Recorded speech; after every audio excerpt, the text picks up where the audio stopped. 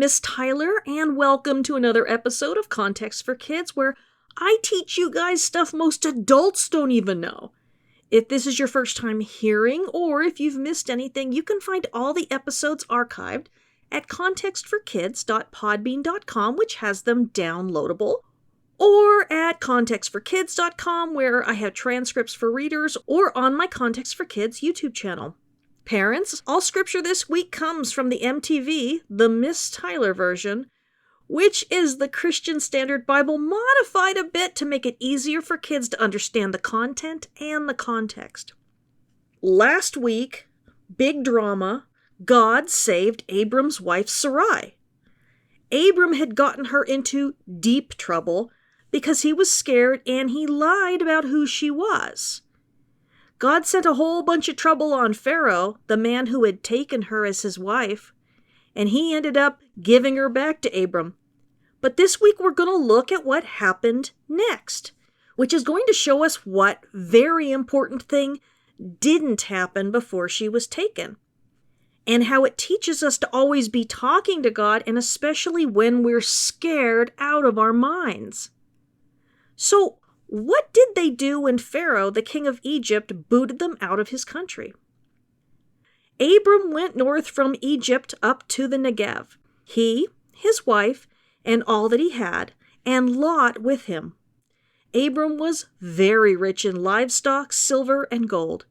He went bit by bit from the Negev north to Bethel, to the place between Bethel and Ai where his tent had formerly been, to the place where he had built the altar.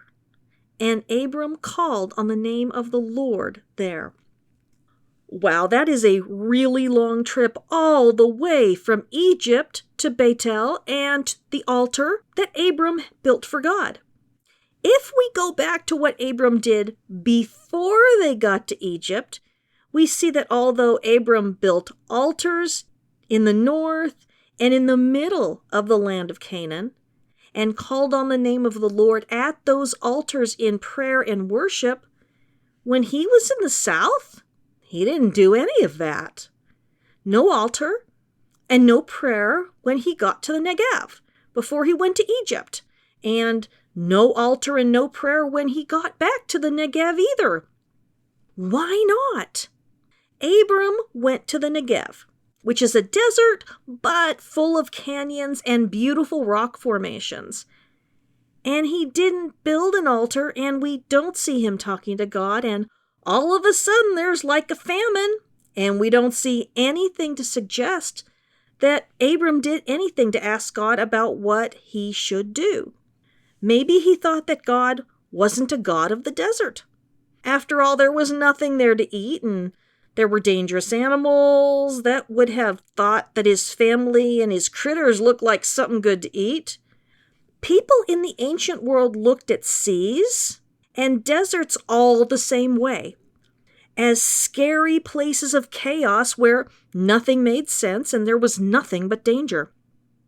Abram might even have believed that God couldn't hear him in a place like that. And so when the famine came and there was nothing to eat, he might have thought he was on his own.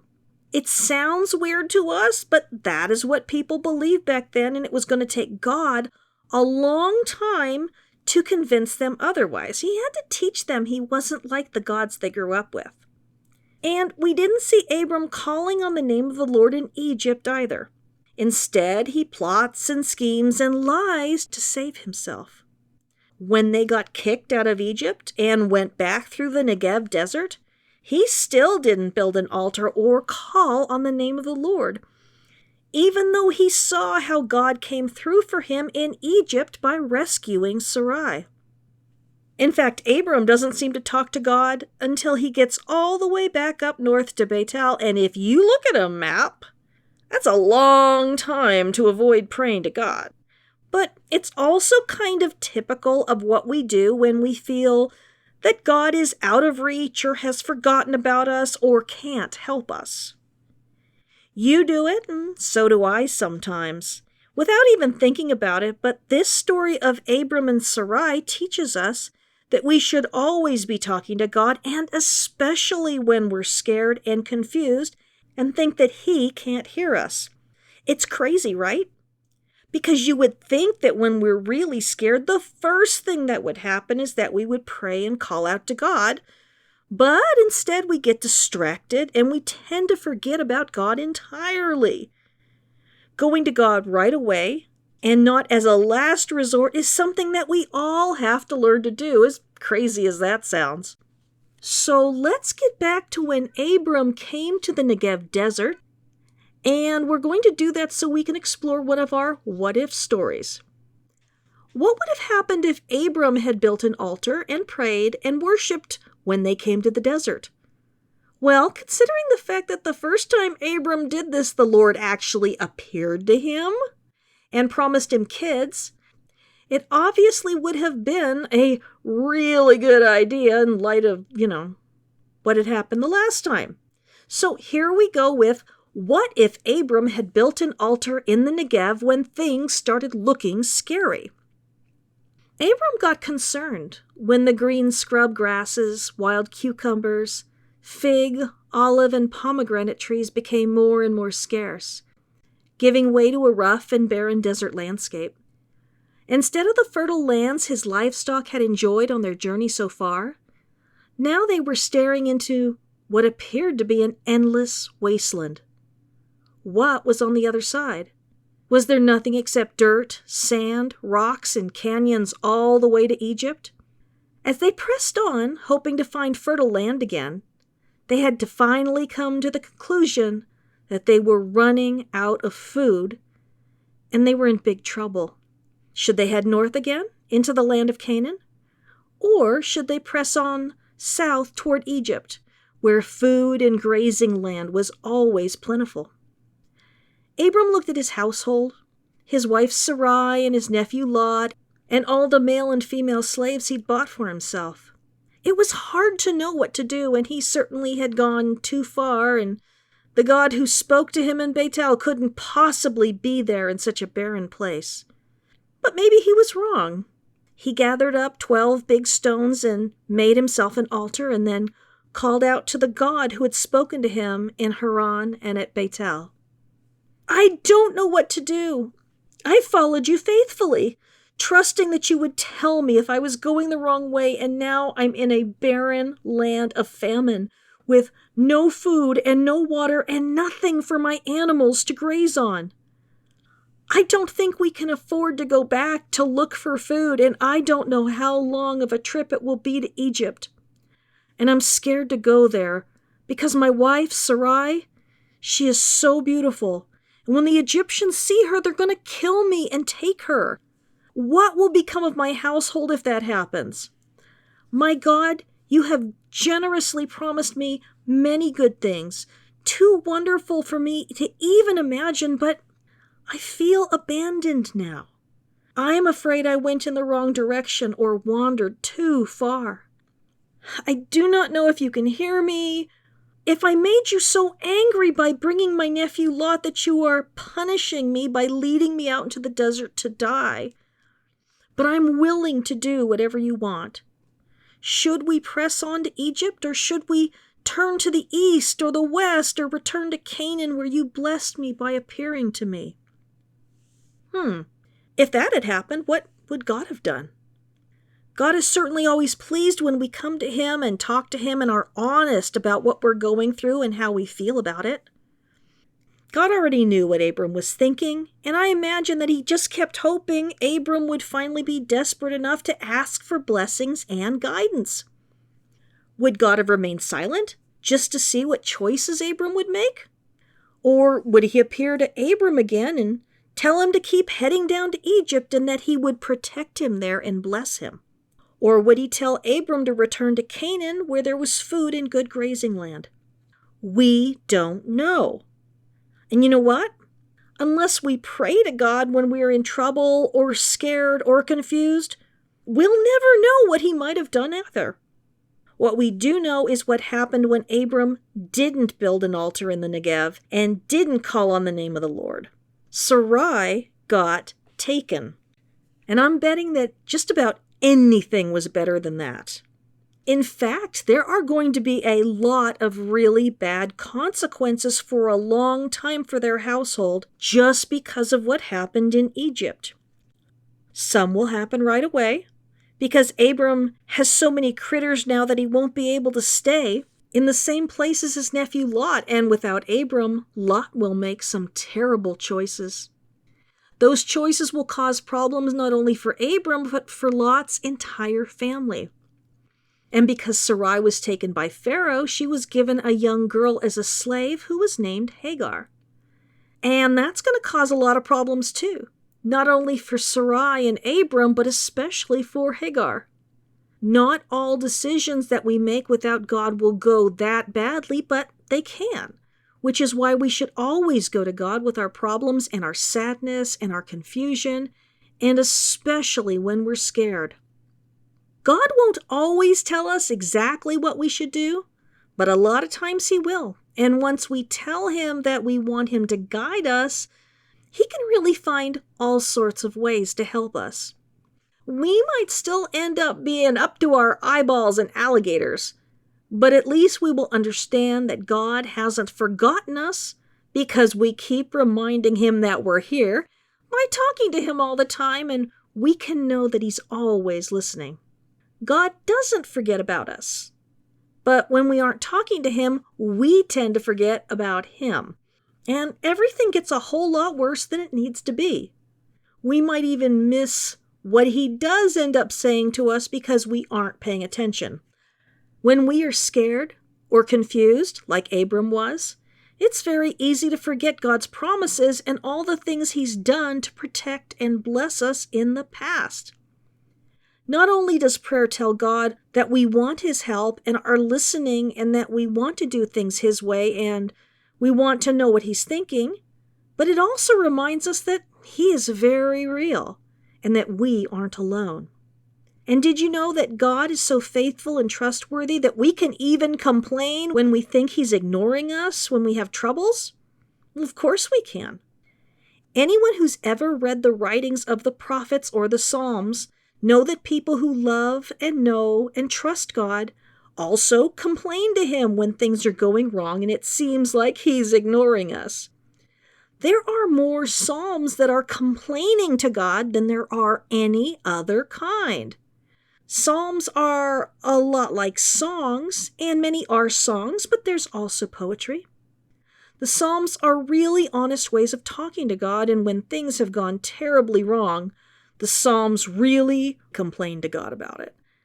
And we can do that because we have a relationship with Him, like we have with our friends or family. And He loves us and He wants us to come to Him when things have all gone wrong. We don't have to pretend that everything is always okay. People in the Bible didn't. There are 150 Psalms in the Bible, and 42 of them have someone complaining to God, and 16 more have the entire community of Israelites complaining to God. That's 58 complaining Psalms. And there is one whole book of the Bible that is nothing but someone just being sad and complaining. The prophets also complain a whole lot, especially Jeremiah, because people were always doing nasty stuff to him, like throwing him in a pit. But the complaining Psalms, which we call laments, aren't just about complaining. They are also about remembering who God is and what He's done for us in the past, and remembering again that we really can trust Him to do what's right. Of course, Abram's problem is that he doesn't have much history to go on. His family were idol worshippers, and he probably was too. All he really has to go on is that when he left home and followed God, that he ended up in a place that was perfect for growing things and raising critters. But even though God had promised him a lot, none of it had happened yet. Abram wasn't a great nation. He didn't have any children. He didn't even have 1 acre of land to call his own. He didn't have a great name, and he wasn't blessing anyone at the moment. No wonder Abram is scared of dying in Egypt. Abram was worried, and he really didn't have much positive history or memories to go on. In future times, when the children of Israel were in trouble and wondering if God had abandoned them, they would remember how God freed them from slavery during the Exodus, and how he miraculously gave them water and quail, that's a tiny bird, and manna, which is the bread from heaven. He gave it to them in the wilderness so they wouldn't starve. They remembered how God parted the waters and how their ancestors walked right through on dry land. But most of all, they remembered that God kept all of his promises to Abram. They could look back and remember how God always took care of them. And a lot of times that wasn't even enough for them because they still wouldn't trust him. But Abram doesn't have any of that. All Abram has is trust, and trust is hard without a history of good things between two people and even between a person and God. I bet you've had times in your life where things seemed pretty scary and you didn't know if it was going to be okay in the end.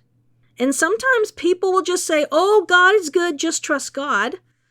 Well, they aren't wrong, but it isn't really helpful either, because they aren't giving you any reasons why you should trust God, and maybe you don't know him well enough yet to trust him. And that's a really tough place to be. You can't just pretend to trust God when you're scared. It doesn't work. A lot of grown-ups out there do pretend to trust God when they really don't because they're afraid to be honest about how they are really feeling. They should probably go read the Psalms so they can know that the people who wrote them didn't always trust God. They even accused him of forgetting about them and being unfair and not caring about what's right. If the people who wrote the Bible felt that way and could even say it without getting a lightning bolt to their butts, then God must really want us to know that it's okay if we feel that way too. He knows we can't help it, and when we're finally honest with him, that's when he can begin to really help us deal with it. And sometimes when bad things happen, we wonder if it's our fault, and God is punishing us because he's angry with us. The people in the Bible ask that too. Sometimes we forget that bad things happen to absolutely everyone. Bad things just happen. And they've always happened, and they always will happen. We don't have to ask if we're being punished, but we do need to pray to God for help when those things happen. If we're always looking for someone to blame, even ourselves, then we usually won't want to ask God for help because we'll be so scared that we'll either ignore him or we will try to get as far away from him as possible. Maybe that's how Abram felt when they got into trouble in the Negev desert. Maybe he's worried that he or someone in his household has made God angry and that they were being punished. You know what? The gods that Abram grew up worshiping were exactly like that. They were very mean and selfish and cruel, and even if they were nice to you yesterday, they might be trying to kill you tomorrow. Can you imagine believing that about our God? It was going to take Abram a long time to figure out that God is nothing like the gods that his family worship, but he's not there yet. That makes us very blessed because we have something that Abram never had. Abram never had a Bible. Sometimes that surprises people, but how could Abram read about himself, right? One time I was listening to a teaching many years ago, and the man said, "Do you know why Adam and Eve were tricked by the serpent? Because when it said all those things about God and the fruit of the tree of the knowledge of good and evil, they didn't respond to that serpent with Bible verses like Jesus did when he was tempted. But Adam and Eve didn't have a Bible either.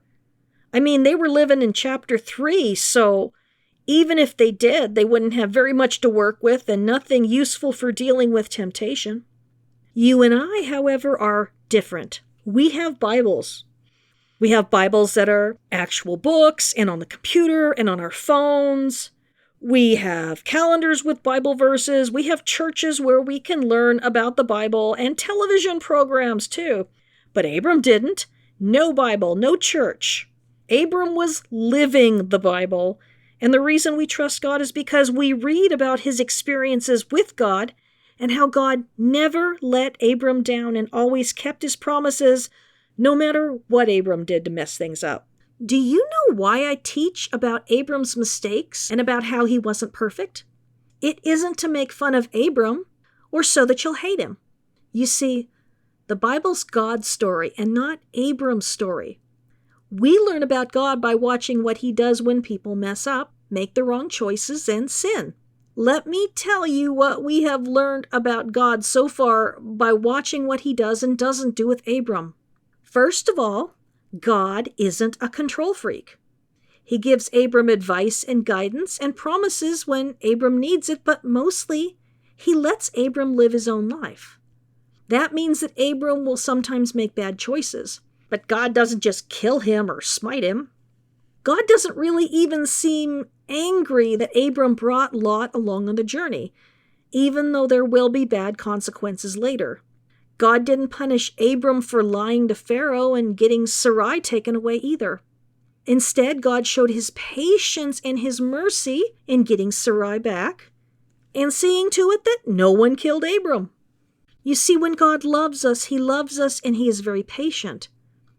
More patient than parents and teachers and brothers and sisters or anyone.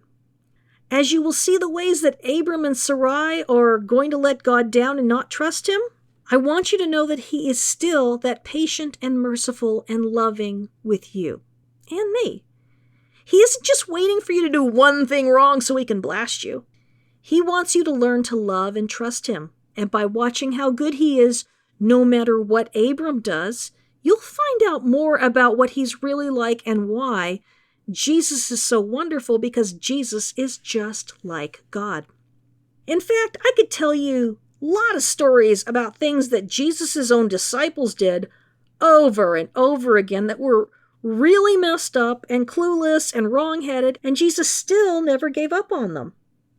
You know, Jesus could have chosen a bunch of people who were wise and even a lot smarter, but instead, Jesus chose a bunch of guys who were probably mostly teenagers. He didn't choose people who had everything figured out already, because that wouldn't have worked. Jesus, and God for that matter, choose people for all sorts of things who just don't look like the right choice. God looks inside us and sees our potential, even when all the world thinks that we are hopeless failures. Potential is all about what we can be, if we make the right choices and listen to the right voices, and when we allow God to make big changes in us that don't always seem like a good idea at the time. God saw that I could be a teacher when I couldn't even teach a fish to swim. And he decided to make me a teacher for kids before I even liked kids. Sorry, yeah, it's true. When I was a very young adult in my 20s, I did not like kids and I did not want to have any kids, but God changed both of those things when I started listening to him. And he does that in different ways for everyone. You need to know that God can do absolutely anything with your life that he wants to do. You can be things that you can't even imagine and do things and think thoughts that seem impossible right now. All you have to do is learn to trust him and cooperate with him. Just like Abram. And sometimes you won't trust him and you won't cooperate with him, just like Abram. Sometimes you won't be very patient with his promises and you'll just figure that you know how to make things happen faster or in a better way than God can. Just like Sarai and Abram. Sometimes other people will get into trouble when you try to do things your way instead of his way. Just like Abram and Sarai. But as that happens, you will learn over time that God's ways really are the best, and his promises are worth waiting for. It doesn't mean that waiting will be fun or easy, but it does mean that you will be glad you waited for him to do things his way. I love you. I'm praying for you. And I want you to think about trusting God. I want you to ask the grown-ups in your life about times that they trusted God when they were scared, and maybe even times when they didn't and had to be rescued. Or when God took an impossible situation and made everything even better than it was before. Other people's experiences with God, like the ones we find in books about great Christian heroes and missionaries, can help us to believe and can build up our faith that we serve a God who makes impossible things happen.